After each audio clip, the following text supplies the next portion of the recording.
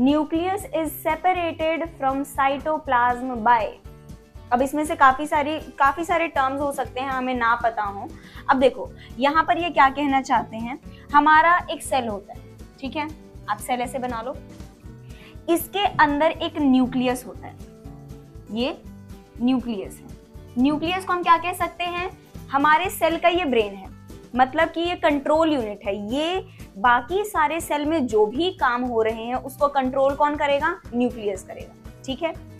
अब उसके बाद क्या है कि इस सेल में एक जेली लाइक स्ट्रक्चर भरा होता है हर जगह, न्यूक्लियस के अंदर भी और न्यूक्लियस के बाहर भी सेल में, ठीक है।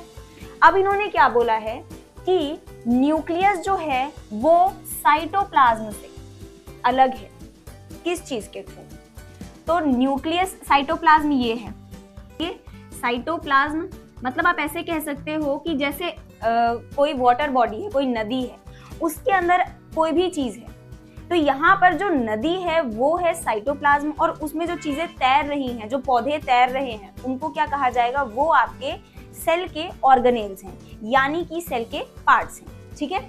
तो यहाँ पर आपका न्यूक्लियस के आसपास एक मेम्ब्रेन बनी होती है, न्यूक्लियस के आसपास आपके एक मेम्ब्रेन बनी होती है, जिसको हम क्या कह सकते हैं, न्यूक्लियर मेम्ब्रेन। ये आपकी एक बाउंड्री यहाँ पर बनी होती है, इसको कहा जाएगा न्यूक्लियर मेम्ब्रेन, क्योंकि ये न्यूक्लियस के आसपास बनी है, इसलिए इसका नाम क्या है, न्यूक्लियर मेम्ब्रेन। अगर सेल के आजू बाजू हो तो उसको हम क्या कहेंगे, सेल मेम्ब्रेन, ठीक है।